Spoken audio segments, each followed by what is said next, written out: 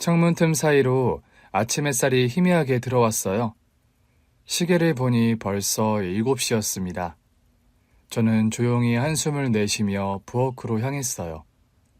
전기밥솥에서 퍼지는 갓 지은 밥 냄새가 은은하게 주방을 감쌌고 프라이팬 위에서는 계란이 노릇노릇하게 익어가고 있었어요. 지글지글 기름이 튀는 소리와 함께 하루가 시작되었죠. 냄비에 미리 끓여둔 된장국을 한 국자 떠서 맛을 보며 뒤돌아보니 거실 소파에 웅크린 채 이불을 덮어쓰고 있는 아이의 작은 몸이 보였어요. 저는 젓가락을 내려놓고 다가가 가볍게 아이의 등을 쓸어주었습니다. 서진아, 일어나야지. 벌써 7시야. 조금만 더 잘래. 아이의 나른한 목소리가 이불 안에서 새어나왔어요. 저는 피식 웃으며 이불을 살짝 들추었습니다. 조금 더 자면 지각이야. 어서 일어나서 씻고 밥 먹어야지. 엄마, 오늘 학교 안 가면 안 돼요? 안 돼. 오늘도 열심히 공부해야지. 아들은 작은 몸을 웅크리며 다시 이불 속으로 파고들었어요. 나가기 싫어. 그 말에 저는 순간 걸음을 멈추었어요. 요즘 아들의 표정이 어딘가 모르게 어두웠어요. 분명 무슨 일이 있는 듯 했지만 아이가 먼저 말을 꺼내지 않으면 제가 묻는다고 쉽게 털어놓을 것 같지도 않았습니다. 저는 부드럽게 아이의 이마를 쓰다듬으며 다시 말을 걸었어요. 서진아, 학교에서 무슨 일 있어? 아들은 한동안 대답하지 않다가 천천히 고개를 저었어요. 아니야, 아무것도. 그 말에 저는 더 이상 캐묻지 않고 다만 따뜻하게 웃어주었습니다. 그럼 얼른 일어나자. 오늘 아침엔 네가 좋아하는 계란말이랑 된장국 끓였어. 진짜? 아들의 눈이 반짝 빛났어요. 그럼 엄마가 정성껏 만들었지. 빨리 씻고 와. 아들은 마지못해 몸을 일으켰어요. 저는 아이를 욕실로 보내고 다시 부엌으로 돌아와 식탁을 차렸습니다. 식탁 위에는 김이 모락모락 나는 따뜻한 밥과 노릇하게 부친 계란말이, 그리고 아들이 좋아하는 멸치볶음이 놓여 있었습니다. 잠시 후 서진이가 씻고 나와 자리에 앉았어요. 아들은 아직 졸린 듯 멍한 얼굴로 수저를 들었어요. 엄마는 안 먹어? 엄마는 서진이 먹는 거 보고 먹을게. 저는 아이가 밥을 잘 먹는지 살피며 조용히 숟가락을 들었어요. 하지만 한편으로는 속이 복잡했습니다. 일이 이렇게 될 줄은 몰랐는데 제 고민의 이유는 바로 초등학교 3학년인 아들의 담임 선생님이었습니다. 지난 3월 개학 이후 아들이 같은 반 친구와 다툼이 있었고 담임 선생님으로부터 연락을 받았던 일이 있었거든요. 저는 상담을 하러 학교에 가게 되었죠. 개학하는 날에는 멀리서 얼굴만 본 것이 전부였는데 학부모 상담을 하면서 처음으로 담임 선생님과 직접 마주하게 되었고 그날 처음으로 아들의 담임 선생님을 제대로 보게 되었어요. 담임 선생님으로부터 전화를 받은 것은 점심시간이 지날 무렵이었습니다. 일을 하고 있는데 휴대폰이 울렸거든요. 익숙하지 않은 번호였지만 학교에서 온 전화라는 걸 직감했어요. 네, 여보세요? 안녕하세요. 서진이 어머님 맞으시죠? 저는 서진이 담임을 맡고 있는 정윤호입니다. 차분한 목소리였어요. 저는 순간 심장이 철렁 내려앉았어요. 네, 선생님. 무슨 일이신가요? 다름이 아니라 오늘 서진이가 같은 반 친구와 다툼이 있었습니다. 아차. 순간 머릿속이 하얘졌어요. 평소 서진이는 성격이 조용한 편이라 친구들과 잘 지내는 아이였어요. 그런데 싸움을 했다는 건 무슨 일이 있었나요? 서진이와 친구가 말다툼을 하다가 몸싸움까지 번졌습니다. 교실에서 있었던 일이라 바로 중지하긴 했는데 서로 감정이 많이 상한 상태라 학부모님께 연락드리는 게 좋을 것 같아서요. 네, 혹시 어떤 이유 때문인지 여쭤봐도 될까요? 잠시 침묵이 흘렀어요. 담임 선생님의 목소리는 조금 조심스러워졌어요. 그 친구가 서진이에게 아빠가 없다고 놀려서 시작이 된 것 같습니다. 그 순간 저는 손에 힘이 빠졌어요. 아빠가 없다고 놀렸다니 순간 가슴이 먹먹해졌습니다. 그래서 서진이가... 처음엔 서진이가 참았던 것 같아요. 그런데 상대 친구가 계속해서 놀리자 결국 먼저 손을 올렸습니다. 아, 그런 일이...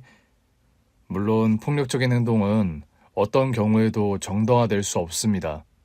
하지만 상대 친구 역시 서진이에게 상처가 될 말을 했기 때문에 양쪽 모두 지도할 필요가 있다고 생각합니다. 네, 선생님. 정말 죄송합니다. 제가 서진이와 잘 이야기해 보겠습니다. 아니에요, 어머님. 사실 상대 친구에게도 잘못이 있습니다. 그래서 저는 오늘 두 아이와 학부모님들을 함께 만나 뵙고 이야기를 나누는 게 좋겠다고 생각했습니다. 네. 시간 괜찮으시면 오늘 바로 학교로 와주실 수 있을까요? 저는 당장 일하던 걸 정리하고 회사로 나왔고 아들이 다니는 학교로 향했습니다. 학교에 도착하자 복도에는 아이들이 뛰어다니는 소리가 들렸어요. 저 멀리 상담실 문 앞에 도착하니 이미 한 아이의 부모님이 와 있었는데 서진이와 다툼이 있었던 아이의 어머니였어요. 저는 조심스럽게 다가가 인사를 했습니다. 안녕하세요. 저는 서진이 엄마입니다. 네, 안녕하세요. 그 순간 상담실 문이 열렸고 담임 선생님이 모습을 드러냈어요. 두 분 다 오셨네요. 안으로 들어오시죠. 저와 그 상대 학부모는 천천히 문을 열고 들어갔습니다.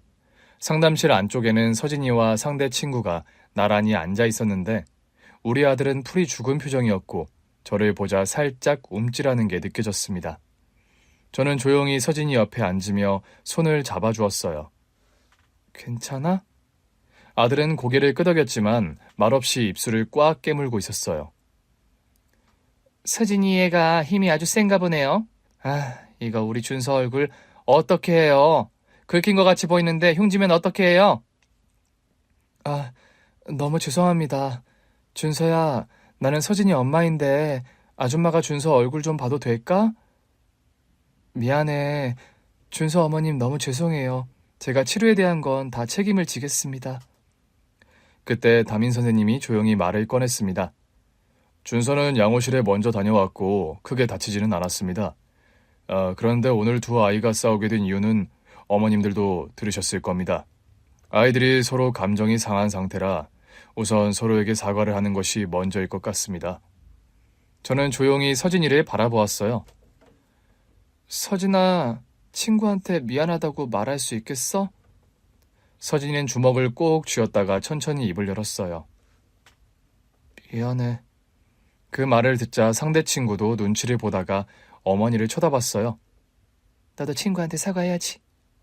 상대 아이는 멋쩍은 얼굴로 입을 삐죽이며 말했어요. 나도 미안해.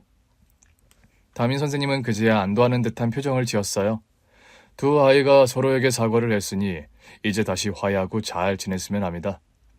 네, 선생님. 저도 신경 써서 지도하겠습니다. 담임 선생님은 고개를 끄덕이며 차분한 목소리로 말을 이었어요. 저는 한 가지 더 말씀드리고 싶은 게 있습니다. 아이들 사이에서 부모님이 계신지 아닌지를 가지고 놀리는 것은 절대 바람직한 일이 아닙니다. 부모님이 한 분만 계시든 계시지 않든 그건 누구에게도 조롱거리가 되어서는 안 됩니다. 담임 선생님이 그렇게 말을 하자 상대 학부모는 난처한 표정을 지으며 자기 아이를 바라보더라고요. 저는 아이들이 다양한 가정 환경 속에서 자랄 수 있다고 생각합니다. 중요한 건 어떤 환경이든 서로 존중하고 배려해야 한다는 점입니다. 그 말에 저는 담임 선생님을 다시 보게 되었어요. 공정하게 양쪽 학부모를 타일러주는 사람. 처음에는 서진이가 먼저 손을 올렸다는 말에 조심스러웠는데 선생님의 태도를 보니 아이들 사이의 감정을 객관적으로 보려는 것이 느껴졌어요. 정말 감사합니다, 선생님. 저는 담임 선생님에게 진심으로 인사를 건넸어요. 괜찮은 사람이구나. 그렇게 생각하며 상담실을 나왔고 담임 선생님의 중재 덕분에 그 학부모와의 일은 잘 해결이 되었습니다. 하지만 골치가 아파지기 시작한 건 그 다음이었어요. 학부모 상담이 끝나고 일주일이 지나면서 저는 일상으로 돌아가고 있었거든요. 하지만 생각지도 못한 문제가 생겼습니다. 서진이의 담임 선생님으로부터 문자가 온 거예요. 처음에는 상담을 했던 학부모들에게 예의상 보내는 인사 정도로 생각했어요. 서진이 어머님, 상담 이후 서진이가 잘 적응하고 있는지 궁금해서 연락드렸습니다. 네, 선생님. 다행히 별탈 없이 학교 잘 다니고 있습니다. 처음에는 그 정도였어요. 그런데 며칠 뒤 또 문자가 왔습니다. 어머님, 퇴근은 몇 시쯤 하세요? 네? 뜻밖의 질문에 저는 잠시 당황했습니다. 저는 보통 6시쯤 합니다. 혹시 주말에는 뭐 하세요? 그 질문에 뭔가 불길한 예감이 들더라고요. 그냥 집에서 쉬거나 서진이랑 같이 보내요. 그러시군요. 혹시 따로 뵐 수 있을까요? 드릴 말씀이 있습니다. 그때부터였던 것 같아요. 저는 선생님이 단순히 담임 선생님으로서 저에게 연락하는 게 아니라는 걸 직감했습니다. 한번 거절하면 끝날 줄 알았지만 연락은 계속해서 이어졌어요. 어머님 잘 지내시죠? 오늘 날씨가 참 좋네요. 오늘 서진이가 학교에서 너무 잘 지냈습니다. 처음에는 서진이에 대한 이야기로 시작하던 연락이 점점 사적인 질문으로 바뀌기 시작했죠. 주말에 시간이 되시면 저랑 차 한잔 하실 수 있을까요? 만나서 할 이야기가 있는데요. 제가 개인적으로 드릴 말씀이 있습니다. 저는 그때마다 조심스럽게 거절을 했습니다. 뭔가 확실하게 칼같이 대답을 하기도 애매한 게 다른 사람도 아니고 저희 아이의 담임 선생님이잖아요. 예의 없이 대하거나 감정을 상하게 하면 혹시 우리 아들한테 어떤 불이익이 있을까 걱정이 되었던 것 같아요. 선생님, 학부모가 선생님과 따로 만나는 건 적절하지 않은 것 같아요. 부담 갖지 마세요. 저는 그저 어머님께 드릴 말씀이 있을 뿐이에요. 말씀은 이렇게 하시지만 선생님도 아시다시피 저는 싱글맘입니다. 혹여나 다른 학부모님들이 오해하실 수도 있고요. 전혀 신경 쓰지 않으셔도 됩니다. 시간이 지나면 모든 게 다 해결이 될 거예요. 점점 저돌적으로 행동하는 담임 선생님의 행동에 부담이 점점 커졌고 상담 이후 무려 한 달이 지나도록 연락이 끊기지 않았어요. 그러던 어느 날 담임 선생님은 더 이상 자신의 마음을 숨기지 않겠다고 선언했습니다. 퇴근 후 집으로 가던 길이었거든요. 휴대폰이 울렸고 화면에는 담임 선생님의 이름이 떠 있었습니다. 한숨을 쉬며 전화를 받았어요. 네, 선생님. 어머님, 이번 주말에 잠시 뵐 수 있을까요? 선생님, 전에 말씀드렸듯이 저는 선생님과 사적으로 만날 생각이 없습니다. 어머님, 저는 더 이상 제 마음을 숨기고 싶지 않습니다. 그 말에 저는 걸음을 멈추었습니다. 네? 제가 어머님을 좋아하는 것 같습니다. 가슴이 철렁 내려앉았어요. 처음 상담하며 대화를 나눈 이후 어머님에게 마음이 갔습니다. 선생님, 그런 말씀은 하시면 안 됩니다. 저도 알고 있습니다. 하지만 더 이상 제 마음을 숨길 수가 없습니다. 손이 떨렸어요. 왜 하필이면 우리 아이의 담임 선생님이? 그날 이후 저는 불안해졌어요. 이 사실을 다른 학부모가 알게 된다면, 시댁에서 알게 된다면, 서진이가 혹시라도 선생님의 태도를 이상하게 느끼진 않을까. 담임 선생님의 고백은 단순한 고백이 아니었어요. 그 말 한마디 때문에 주변의 시선과 영향까지 고려해야 하는 상황이 되었거든요. 그 고백을 받았던 날, 저는 밤새 고민을 했고 아들의 전화까지 생각하는 지경에 이르렀어요. 담임 선생님이 단념하지 않는다면 내가 이 상황을 피해야 하는 게 아닐까. 그리고 다음 날 아침, 저는 평소보다 더 무거운 마음으로 아들의 등교 준비를 하게 되었던 거예요. 아들은 아무것도 모른 채 환하게 웃으며 아침을 먹었습니다. 엄마, 학교 다녀오겠습니다. 저는 아이의 머리를 쓰다듬으며 억지로 웃었어요. 그래, 서진아, 조심해서 다녀와. 하지만 저는 아이가 집을 나서는 순간까지도 마음이 복잡하기만 했어요. 어떻게 해야 할까요? 이제 정말 결정을 내려야 할 때가 온 것 같았습니다. 서진이를 학교에 보내고 난 뒤 부엌 정리를 마치고 출근 준비를 했어요. 책상 위에 놓인 가방을 챙기면서도 저도 모르게 휴대폰을 확인하게 되더라고요. 담임 선생님의 연락이 올까봐 마음이 불안했거든요. 다행히 아무런 메시지도 없었지만 안심이 되지는 않았습니다.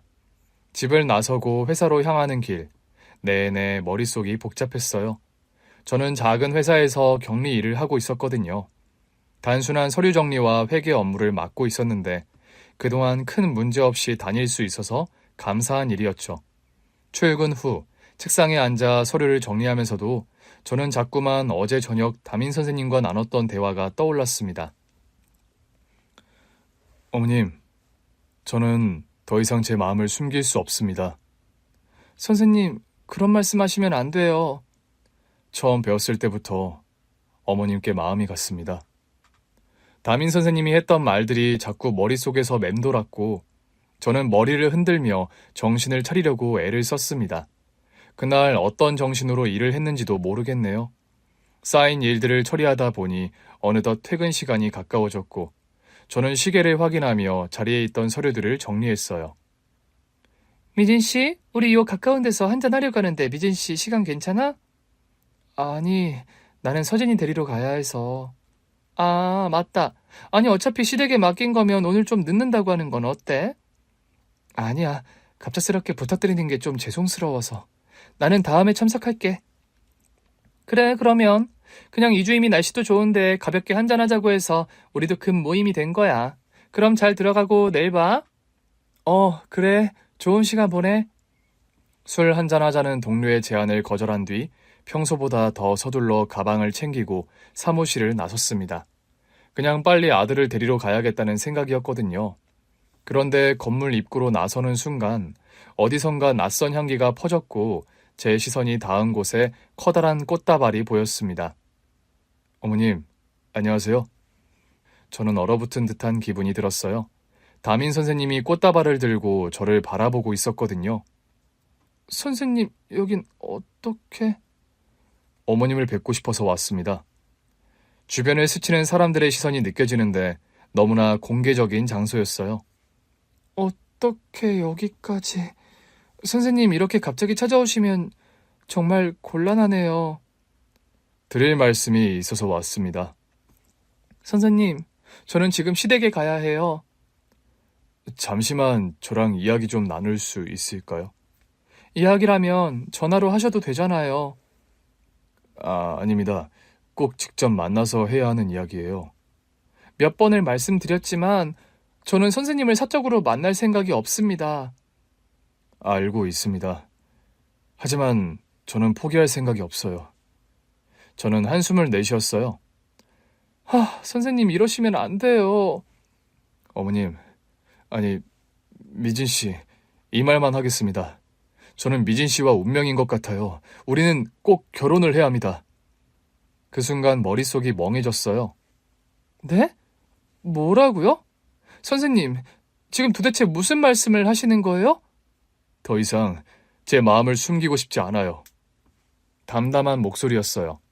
저는 믿을 수 없다는 듯 담임 선생님을 바라보았는데 그 순간 아들의 담임 선생님, 총각인 담임 선생님이 바지 속에서 묵직한 무언가를 꺼내 보였을 때 숨이 멎을 듯한 충격에 입을 틀어막고 말았습니다. 정신이 아득해지는 것 같았어요.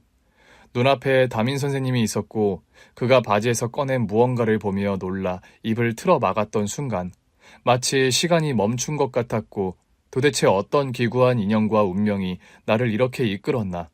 지난 날을 돌아보게 되었습니다. 저는 어렸을 때 따뜻한 가정에서 자랐어요. 아버지는 늘 저를 어깨 목마를 태워주셨고 어머니는 부엌에서 요리를 하며 환하게 웃으셨죠. 우리 가족은 소박했지만 행복했습니다. 그러나 그 행복은 오래가지 않았어요. 미진아, 아빠가 좀 힘이 없네. 목마 타는 건 다음에 하면 안 될까?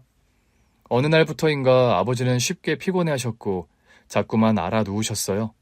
처음엔 단순한 감기려니 했지만 병원에서는 청천벽력 같은 진단을 내렸습니다. 신장병이었어요. 어머니는 병원 복도에 서서 한동안 아무 말도 하지 못하셨어요. 의사의 설명이 계속되었지만 어머니는 손을 꽉 쥐고 있을 뿐이었거든요. 괜찮아요. 당신 꼭 나을 거야. 치료 잘 받으면 돼. 응? 여보. 하지만 시간이 지날수록 아버지의 병은 깊어졌고 결국 신장 기능이 거의 멈추면서 투석 치료를 받아야 했습니다. 그때부터 어머니의 고생이 시작되었어요. 아버지가 일을 할 수 없게 되자 어머니는 시장에서 장사를 시작했거든요. 처음엔 작은 채소 가게를 열었지만 가게 운영이 쉽지 않아서 닫아야 했고 이후로는 건물 청소 일을 하며 하루하루 버티셨습니다. 미진아, 오늘 뭐 먹고 싶어? 엄마가 퇴근하고 맛있는 거 해줄게. 엄마 너무 힘들어 보이는데 안 쉬어도 돼? 괜찮아. 엄마는 우리 딸이 잘 먹고 잘 크는 게 제일 중요해. 어린 마음에도 어머니의 손이 점점 거칠어지고 있다는 걸 느꼈던 것 같아요.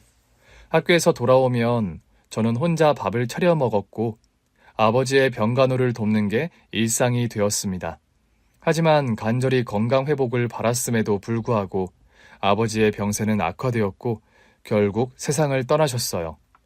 어머니는 슬퍼할 겨를도 없이 장례를 치르고 다시 일터로 돌아가셔야 했습니다. 아버지가 떠난 후 어머니는 더 많은 일을 하셨어요. 학교 급식 조리사, 가사 도우미, 새벽 신문 배달까지 저를 키우기 위해 닥치는 대로 하셨던 것 같아요. 그렇게 몇 년이 흘러 저는 대학에 진학하게 되었습니다.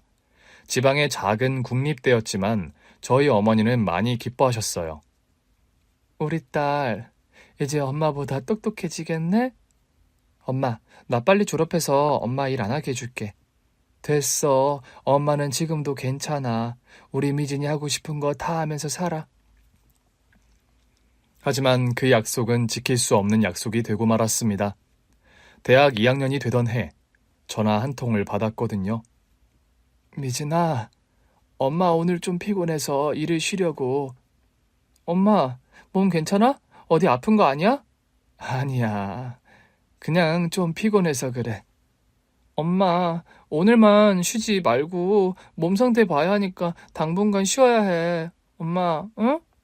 알겠어. 오늘 쉬면 나을 거야. 너무 걱정하지 말고 학교 수업 열심히 들어야 해. 알겠지?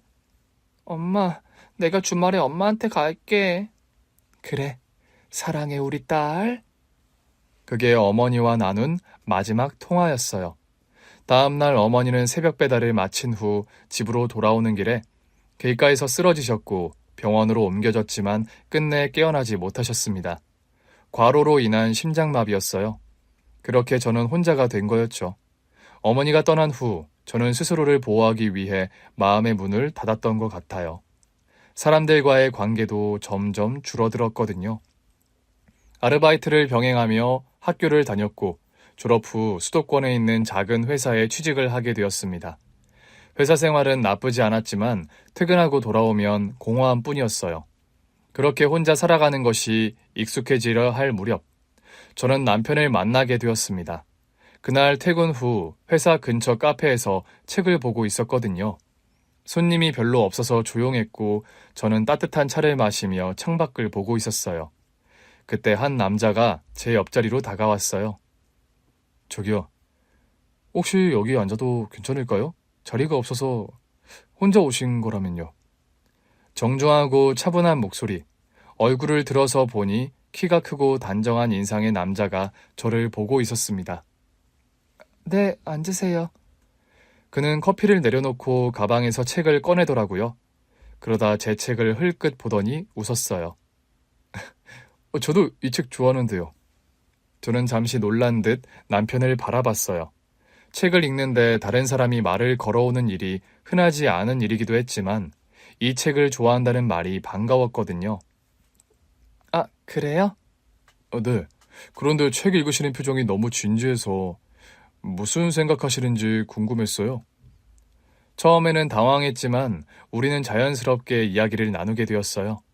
이상하게도 오래 알던 사이처럼 마음이 편하더라고요. 그 후로도 가끔씩 카페에서 마주칠 때가 있었고 그때마다 대화를 나눴어요. 그러던 어느 날 남편이 먼저 연락처를 건넸습니다. 미준 씨, 혹시 연락해도 될까요? 저는 고민하다가 조심스럽게 연락처를 받았는데 언젠가부터 조금씩 그의 연락을 기다리게 되었습니다. 처음에 간단히 식사를 같이 하는 정도였는데 사실상 연애가 시작된 거였죠. 어느 날 남편이 저를 바다에 데리고 갔습니다. 가끔 와서 바다를 보면 기분이 좋아지거든요. 저 바다 진짜 오랜만이에요. 미진 씨는 마음이 편하게 쉴 시간이 필요해 보여요. 그 말에 가슴이 찡했던 것 같아요. 남편을 만나면서 저는 닫혀있던 마음을 조금씩 열기 시작했습니다. 가족을 모두 잃고 혼자 지내는 삶이 익숙해졌다고 생각했는데 사실 누군가와 함께하고 싶었던 거였어요. 만남이 깊어질수록 점점 확신하게 되었습니다. 이 사람과 함께라면 외롭지 않을 거야. 이 사람과 결혼하고 싶다. 그리고 저는 그 마음을 숨기지 않았어요. 결혼식 날, 저는 웨딩드레스 자락을 조심스럽게 손으로 잡고 거울을 바라봤어요. 하얀 베일 아래로 제 얼굴이 보였는데 심장이 쿵쿵 뛰더라고요. 새로운 가정을 이루게 된다는 생각에 설렘과 긴장이 동시에 몰려왔던 것 같아요. 우리는 주변 사람들의 축복을 받으며 부부가 되었습니다. 결혼식이 끝난 후 신혼여행을 다녀왔고 새로운 집에서 함께 생활하게 되었는데 결혼 신혼생활은 정말 행복했습니다. 남편은 늘 다정했고 저를 위해 배려를 아끼지 않았거든요. 오늘 피곤했지? 따뜻한 차 타줄게. 고마워요. 남편이 저를 위해 차를 우려줄 때마다 저는 이 사람이 내 곁에 있어서 참 다행이라고 생각했어요. 남편뿐 아니라 시부모님도 저를 따뜻하게 대해주셨습니다. 친정이 없는 저를 딸처럼 여기며 품어주셨고 명절뿐 아니라 평소에도 너무 잘 챙겨주셨거든요. 우리 며느리기 집에 올 때 먹고 싶은 거 있으면 미리 말해. 그냥 어머님이 해주시는 음식이면 다 좋아요. 그래도 네가 좋아하는 거 해줘야지. 우리 며느리 좋아하는 갈비찜 해줄까? 시부모님과 함께하는 시간도 점점 익숙해졌고 저는 결혼 후의 삶에 안정을 느끼기 시작했습니다. 그렇게 달콤한 신혼생활을 보낸 뒤 우리 부부는 아기를 가지려고 했어요. 우리 이제 아기 가져볼까? 응, 우리 아이는 어떤 모습일까? 엄마 닮으면 예쁠 거고 아빠 닮으면 귀여울 거고 우리를 닮은 아기를 상상하며 기대에 부풀었지만 새 생명은 쉽게 찾아오지 않았습니다. 처음 몇 개월은 가볍게 생각했어요. 아직 신혼이니까 천천히 기다리면 되겠지. 하지만 노력을 했음에도 불구하고 1년, 2년이 지나도 아기가 생기지 않았거든요. 너무 걱정하지 마. 우리한테 분명 아기 천사가 찾아올 거야. 응, 나도 그렇게 믿어야지. 병원에도 다니고 몸에 좋다는 음식도 챙겨 먹었어요. 한약을 지어 먹기도 하고 건강관리에도 신경을 썼습니다. 그러던 어느 날 아침부터 속이 이상하더라고요. 왜 이렇게 어지럽지? 어디 아파? 병원에 가볼까? 아니야, 그냥 피곤해서 그런가 봐. 하지만 며칠이 지나도 증상이 가시지 않았어요. 문득 달력을 보던 저는 손이 떨렸어요. 혹시 불안과 기대가 뒤섞인 감정으로 약국에 가서 임신 테스트기를 사왔고 조심스럽게 확인을 했습니다. 2줄, 임신이구나. 눈물이 핑 돌았어요. 남편이 퇴근하고 돌아왔을 때 저는 미소를 감추지 못하며 남편을 바라봤습니다. 무슨 일 있어? 왜 그렇게 기분 좋아 보여? 저는 천천히 손을 내밀어 작은 봉투를 건넸고 의아한 표정으로 봉투를 열어본 남편은 안에 있는 임신 테스트기를 확인했어요. 이거... 우리 아기 생겼어, 드디어. 순간 남편의 눈이 커졌고 저를 꼭 끌어안았습니다. 진짜? 우리 아기 생긴 거야? 응. 남편은 한동안 말을 잇지 못하다가 이내 눈가를 훔쳤어요. 고마워, 여보. 정말 고마워. 그날 우리는 함께 웃고 울었어요. 3년 동안 기다렸던 순간이었거든요. 이 소식을 시부모님께 전했을 때 어머님은 전화를 받자마자 소리를 지르셨어요. 정말이야? 우리 손주가 생긴 거라고? 네, 어머님. 세상에 세상에 여보 들었어요. 우리 며느리가 임신을 했대. 그래? 잘 됐구만. 진짜 잘 됐어. 며칠 후 시부모님께서 보내신 택배가 도착했습니다.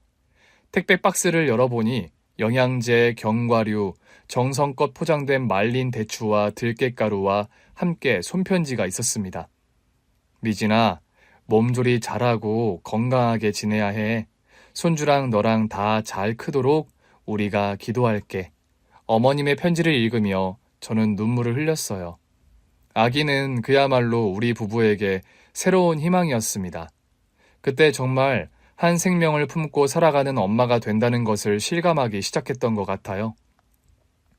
임신 20주를 넘어가면서 점점 배가 불러왔습니다. 그 시기 거울을 보면 손으로 배를 감싸 안게 되는 것이 습관처럼 되었거든요. 남편은 그런 저를 보면서 하루에도 몇 번씩 배를 쓰다듬으며 아기에게 말을 걸었어요. 우리 아가 잘 크고 있지? 아빠 목소리 들려? 당신이 이렇게 매일 말을 걸어주니까 아기가 나중에 아빠 목소리 잘 기억할 것 같아. 당연하지. 태어나서 인사하면 아마 익숙한 목소리일 거야. 남편과 저는 아이가 태어나면 어떤 이름을 지을지, 누구를 닮았으면 좋을지 이야기하며 행복한 나날을 보냈습니다. 남편은 퇴근할 때마다 아기 용품을 하나씩 사와서 보여주었어요. 작은 신발, 앙증맞은 모자, 그리고 아기 옷까지. 이거 어때? 우리 아기한테 잘 어울리겠지? 아직 태어나지도 않았는데 벌써 이렇게 많이 사오면 어떡해. 미리미리 준비해야지. 우리 아기 태어나면 제일 예쁘게 입혀야 하니까. 그렇게 하루하루가 설렘으로 가득 차던 나날이었습니다. 그러던 어느 날 저는 남편이 퇴근할 시간에 맞춰 저녁을 준비하고 있었거든요. 된장찌개를 끓이며 식탁을 차리고 있는데 전화벨이 울렸고 전화기 너머에서 들려오는 목소리는 굉장히 낯설었습니다. 혹시 김도현 씨 가족분 되십니까? 네, 저는 아내입니다만. 지금 병원으로 와주셔야 할 것 같습니다. 그 순간 손에 들고 있던 젓가락을 놓쳐버렸습니다. 바닥에 떨어진 젓가락 소리가 크게 울렸지만 귀에 들리지 않았던 것 같아요. 병원에 도착했을 때 저는 기도했어요. 제발 아무 일도 없기를. 하지만 저를 맞이한 것은 시퍼런 수술복을 입은 의사와 간호사였습니다. 그리고 몇 시간 뒤 시부모님이 도착을 하셨어요. 시부모님은 수술이 잘 끝나길 기다리는 한편 임신 중이었던 저를 걱정하셨죠. 배가 뭉치는 느낌이 들어서 잠깐 쉬고 있던 그때 시어머니가 울면서 저를 깨웠습니다. 미진아, 우리 도연이가 그만. 남편이 세상을 떠났다는 말. 그 말을 믿을 수가 없었습니다. 눈앞이 새하얘졌고 세상이 무너지는 소리가 들리는 것 같았어요. 그날 남편은 교통사고를 당했습니다. 퇴근길에 신호를 기다리던 중 브레이크가 풀린 대형 트럭이 미끄러지면서 남편이 탄 차를 덮쳐버렸다고 했어요. 모든 게 한순간이었습니다. 남편이 차고 있던 결혼반지가 작은 봉투에 담겨 제 손에 쥐어졌고 저는 바닥에 주저앉아 오열했어요. 안 돼! 당신이 어떻게 나랑 우리 아기랑 같이 있어야 하잖아. 미진아, 울어도 돼. 실컷 울어도 돼. 그렇게 저는 남편 없이 남편이 그렇게 원하던 아이를 세상에 데려와야 하는 사람이 되어버린 거죠. 그리고 남편이 떠나고 몇 개월이 흐른 어느 날, 저는 출산의 순간을 맞이했습니다. 진통이 시작되었을 때 저는 온몸이 찢어질 듯한 고통 속에서 남편을 불렀어요. 도연씨, 여보, 나 무서워. 하지만 남편은 없었어요. 몇 시간의 진통 후 작은 울음소리가 분만실 안에 울려 퍼졌고 그 순간 정신이 아득해졌던 것 같아요. 회복실에서 눈을 떴을 때 간호사가 제 품에 아기를 안겨주었습니다. 작은 얼굴, 오밀조밀한 손가락, 그리고 조그마한 콧날, 남편을 닮아 있더라고요. 그 순간 하염없이 눈물을 흘렸습니다. 당신이 있었으면 얼마나 좋았을까? 아이를 안고서 저는 남편에게 말을 걸었어요. 여보, 우리 아기 태어났어. 당신이 그렇게 기다리던 아기야. 우리 아기는 갓 태어난 그 아기가 마치 저를 위로하듯 제 손가락을 꼭 잡아주었거든요. 그날 저는 다짐을 했던 것 같아요. 이 아이를 지키고 잘 키워야 한다고요. 하지만 출산 후 혼자 어떻게 아기를 키워야 할지 사실 엄두가 나지 않았던 그때 시부모님께서 조용히 말씀하셨습니다. 미진아, 우리랑 가까운 곳에서 지내는 게 어떻겠니? 너 혼자 애 키우려면 얼마나 힘들겠니? 우리가 도와줄게. 처음에는 혼자 견뎌내야 한다고 생각했지만 아이를 안고 밤을 지새울 때마다 두 분의 제안이 떠올랐거든요. 결국 저는 남편의 고향으로 이사했고 시부모님 근처에 작은 집을 구했습니다. 시어머니는 아기를 보며 눈물을 흘리셨어요. 우리 토연이가 이 아이를 얼마나 기다렸는데. 네가 이렇게 와주니 고맙구나. 제가 오히려 감사해요. 저 혼자였으면 감당하지 못했을 거예요. 그렇게 저는 남편 없는 삶을, 그러나 남편이 남기고 간 아이와 함께 살아가기 시작했습니다. 시부모님 덕분에 저는 일을 할 수 있었어요. 아침마다 아기를 맡기고 출근을 하면 저녁에 돌아왔을 때 시어머니는 늘 미소를 지으며 아기를 안고 계셨거든요. 서진이 오늘 이유식도 잘 먹었어. 엄마 닮아서 입이 짧긴 하지만 그래도 잘 먹으려고 하더라. 정말요? 다행이에요. 시아버지는 아기를 안고 동네를 산책하며 자랑스러워 하셨죠. 우리 서진이 아빠가 없어도 할아버지가 있다. 걱정 마라. 할아버지가 지켜줄 거야. 그렇게 저는 시부모님의 도움 속에서 아이를 키웠습니다. 처음에는 막막하기만 했던 삶이었지만 시간이 지나면서 깨달았던 것 같아요. 남편이 떠났다고 해서 저까지 무너지면 안 된다는 걸요. 그때 아버지 돌아가신 뒤 온갖 일을 하며 저를 키워주신 돌아가신 친정 엄마 생각이 많이 나더라고요. 여자는 약할지 몰라도 엄마는 강하다는 걸 그때 알았어요. 남편이 남기고 간 가장 소중한 존재, 우리 아들 서진이를 위해서 꿋꿋하게 살아갔습니다. 남편과 사별한 지 10년 후 10살 아들 키우고 있는데 자꾸 나랑 결혼해달라는 아들 총각 담임 선생님, 그 사람을 자꾸 밀어냈더니 미진 씨, 저는 당신과 결혼을 꼭 해야 합니다 말하며 바지 속 묵직한 것을 내게 보여준 순간 입을 틀어 막았습니다.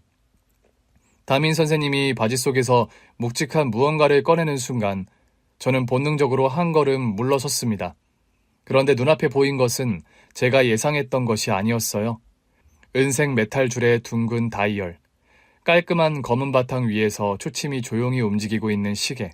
그 순간 저는 숨이 멎을 듯한 충격을 받았어요. 이 시계, 단번에 알아볼 수 있었어요. 담임 선생님은 조용히 시계를 내밀며 저를 바라보았습니다. 이 시계, 혹시 기억하시나요? 저는 입을 떼지 못하고 그저 시계를 응시했어요. 심장이 미친 듯이 뛰었습니다. 바로 남편의 시계였거든요. 남편이 연애 시절부터 항상 차고 다니던 거였고 결혼 후에도 늘 손목에 차고 있던 시계였습니다. 이거 저희 남편 도현 씨 시계잖아요. 네, 맞습니다. 저는 손을 뻗어 떨리는 손끝으로 시계를 만져보았습니다. 손목 줄이 약간 낡아 있었고 다이얼 부분에도 작은 흠집이 보이더라고요. 남편의 생전 모습이 떠올랐습니다. 항상 이 시계를 손목에 차고 다니면서 가끔씩 매만지던 모습. 시계는 굉장히 오래된 거였어요. 남편을 처음 만나던 날도 시계를 차고 있었는데 그때도 이미 낡아 있었거든요. 언젠가 연애를 하던 시기 남편한테 시계가 낡았으니 새 걸 사는 게 어떠냐고 했었는데 남편은 자기한테 엄청 소중한 시계라고 다른 시계는 필요 없다고 했었거든요. 굉장히 아끼는 건가 보다 생각했었는데 그러고 보니 그런 일이 있었어요. 아들이 뱃속에 생긴 지 얼마 안 되었을 때 임신 초기였는데 늘 차고 다니던 시계가 안 보인다는 걸 알게 되었고 남편한테 시계를 어디에 두었냐고 물어봤었죠. 시계? 잃어버렸어. 정말? 언제? 어디서?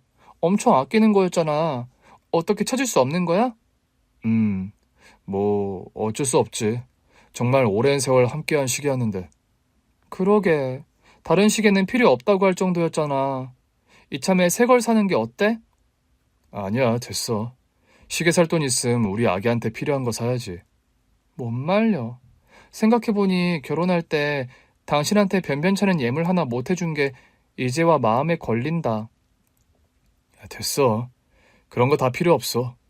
그냥 당신이 내 아내인 거, 그리고 당신 뱃속에 우리 아기가 있잖아. 세상 무엇과도 바꿀 수 없는 건데. 그거면 충분해. 그 이후 시계에 대해서는 더 묻지 않았습니다. 그런데 남편이 잃어버렸다던 그 시계가 담임 선생님의 손에 들려 있었다는 사실이 믿기지 않았어요. 이거 제 남편이 항상 차고 다니던 시계예요. 어떻게 선생님이 이걸 가지고 계신 거예요? 담임 선생님의 표정이 복잡하게 흔들렸고 잠시 후 그가 조용히 입을 열었습니다. 이 시계는 김도현 형님께서 저에게 주신 것입니다. 그 순간 머릿속이 하얘졌어요. 남편이 시계를 줬다니 이게 무슨 말일까요? 저는 한동안 말을 하지 못한 채 담임 선생님을 바라보았습니다. 미진 씨, 잠시 저와 이야기 나누실 수 있을까요? 저는 잠시 망설였지만 왜 남편의 시계를 갖고 있는 건지, 혹시 선생님과 제 남편 사이에 어떤 인연이 있는 건가 궁금해졌습니다. 네, 좋아요. 우리는 근처 카페로 자리를 옮겼어요. 따뜻한 커피 한 잔이 놓였지만 저는 손도 대지 못했어요.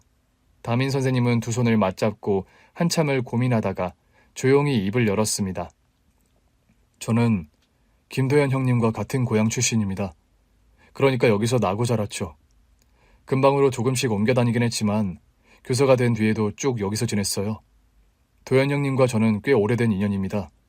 저는 사실 부모님을 어릴 때 여의었고 홀로 어렵게 살아가던 아이였거든요. 부모님을 어릴 때 여의셨다고요? 네. 아버지는 제가 4살 때 사고로 돌아가셨고 어머니는 몸이 약하셔서 병환으로 세상을 떠나셨어요. 그 뒤로 저는 친척집을 전전하며 자랐어요. 학교를 다니긴 했지만 사실 밥을 제대로 먹는 날보다 굶는 날이 더 많았어요. 학비를 마련하는 것도 벅찼고요. 도현이 형님을 처음 만난 건 제가 12살이었을 때였는데 이미 형님은 고등학생이었거든요. 동네 꼬맹이가 제대로 먹지 못하고 다니는 게 안쓰럽게 보였는지 먹을 걸 챙겨주었어요. 지금 생각해보면 형님도 다 용돈을 쪼개서 그랬던 것 같네요. 그런 인연이 쭉 이어졌고 저는 중학생이 되었어요. 그때 형님은 이미 대학생이었는데 주말이나 방학에 고향에 올 때마다 저를 챙겨주었습니다. 밥은 먹고 다니는지, 학교를 잘 다니는지요. 저는 그게 너무 신기했어요. 아무 이유도 없이 저를 챙겨주는 사람이 있다는 게요. 남편이 그랬었군요. 그렇게 시간이 지나면서 형님과 저는 가까워졌어요. 저는 형님을 형처럼 따랐고 형님도 저를 친동생처럼 여겨주셨어요. 그런데 고등학생이 되고 나서 큰 문제가 생겼어요. 어떤 문제요? 학비였습니다. 당시 등록금을 마련할 방법이 없었어요. 그래서 학교를 그만둘까 고민하고 있었는데 그때 형님이 저에게 말했어요. 야, 너 계속 공부할 거지? 그때 저는 솔직하게 말했어요. 공부하고 싶지만 돈이 없어서 안 될 것 같다고요. 그런데 며칠 후 형님이 저를 부르더니 그러더라고요. 이제 학비 걱정 안 해도 된다고. 알고 보니 형님이 형님 부모님께 부탁해서 저를 도와달라고 했더라고요.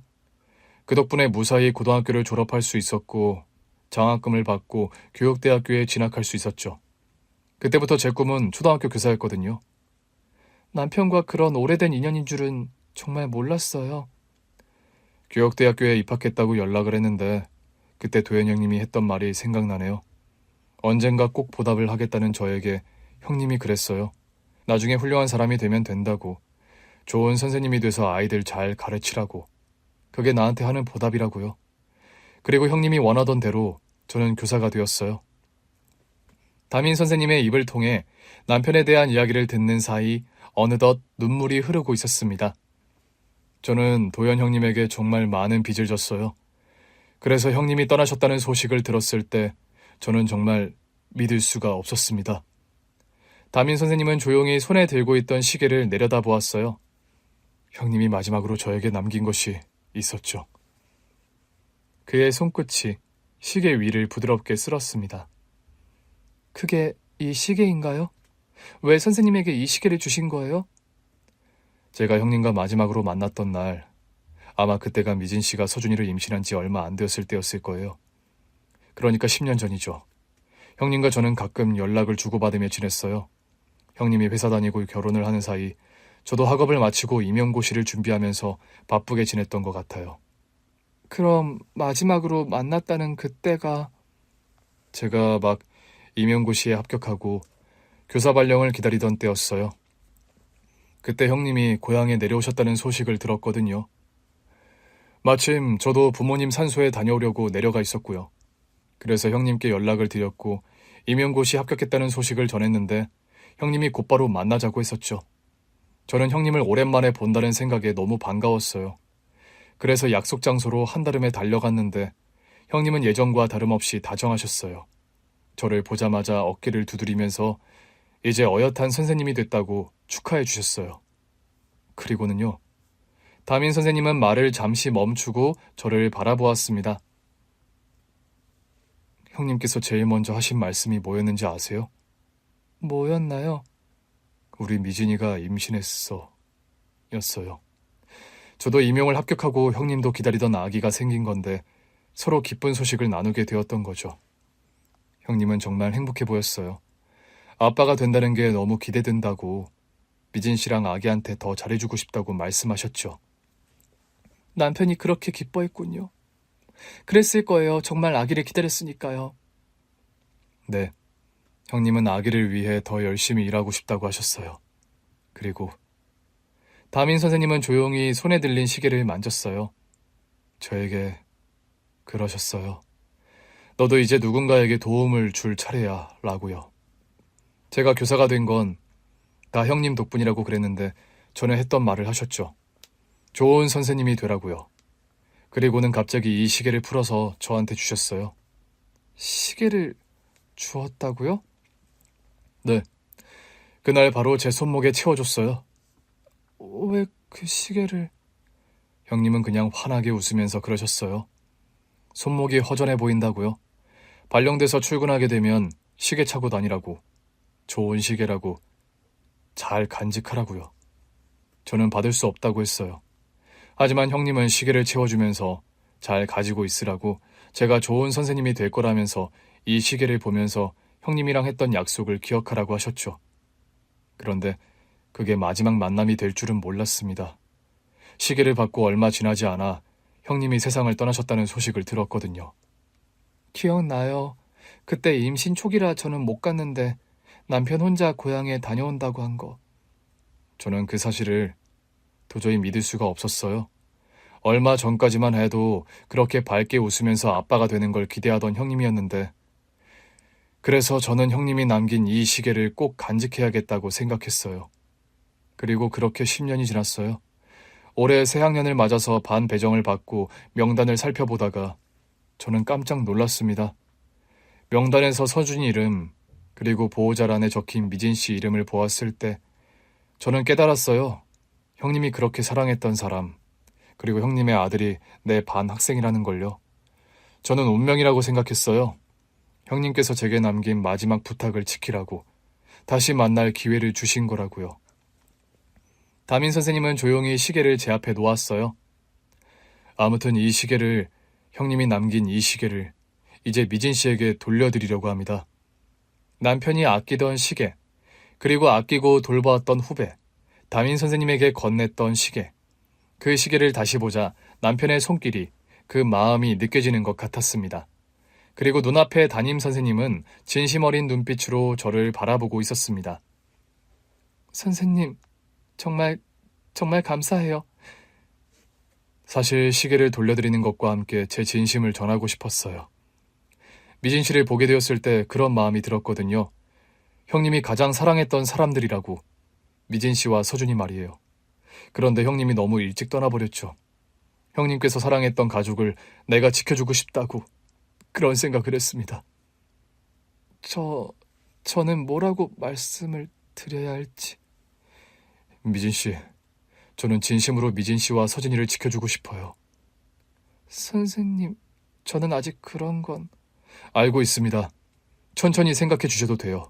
그냥 제가 조금씩 천천히 다가갈게요. 그 말에 저는 조용히 눈을 감았어요. 10년이라는 세월 동안 저는 누구에게도 마음을 열지 않았거든요. 남편이 떠난 후 제게는 오직 아들뿐이었고 저는 아들을 위해 살았어요. 하지만 이 사람은 남편이 어릴 때부터 남편의 믿음을 받았던 사람, 남편이 아끼고 돌봐주었던 사람, 남편의 시계를 받은 사람, 그 사람은 남편에게 받은 시계를 10년 동안 간직하며 저희 가족을 위해 기도하고 있었던 거예요. 그날 이후 담임 선생님은 급하게 다가오지 않았어요. 항상 조심스럽게 제 곁에 있었고 언제든 제 선택을 존중하겠다는 태도를 보였습니다. 그 때문인지 제 마음도 아주 조금씩 열리고 있었어요. 그렇게 시간을 보내는 동안 그런 생각이 들더라고요. 어쩌면 이 사람이, 남편이 제게 남긴 마지막 인연이 아닐까. 하지만 그 이후 1년 가까이 조심스럽게 지냈습니다. 일단 우리 아들의 담임 선생님이었기 때문에 그 해에는 당연히 어떤 일을 만들고 싶지 않았거든요. 1년 가까이를 조심스럽게 대했고 해가 지나 아들이 11살이 되었을 때 시부모님께 조심스럽게 말씀을 드렸어요. 시어머니는 한참 동안 아무 말씀도 하지 않으셨지만 이내 제 손을 꼭 잡아주셨어요. 네가 행복하면 돼. 벌써 10년이 넘었지 않니? 그저 우리가 바라는 건 너랑 서준이가 행복하게 지내는 거야. 나도 그 젊은이가 참 괜찮은 사람 같더구나. 사실 그동안에도 너를 보며 안타까운 생각이 많이 들었어. 아직 젊은 나이인데 우리 때문에 이렇게 메어지는 게 아닐까 하고 말이다. 10년이 지났잖니. 새로 시작해도 된다. 당연히 괜찮지. 그날 저는 시부모님의 품에 안겨 눈물을 흘렸습니다. 그리고 그날 이후 천천히 새로운 가족이 탄생하게 되었어요. 지금 저는 선생님인 남편과 함께 아들을 키우며 행복하게 살고 있습니다. 세상을 떠난 전 남편이 남긴 인연이 이어진 거죠. 별이 된 그 사람이 우리 가족을 지켜줄 거라 믿으며 그 사람의 존재를 기억하며 살아가고 있습니다. 오늘 준비한 사연은 여기까지입니다. 재미있게 들으셨다면 구독과 좋아요, 알림 설정까지 눌러주세요. 그럼 저는 다음 사연으로 찾아뵐게요. 오늘도 건강하고 행복하세요.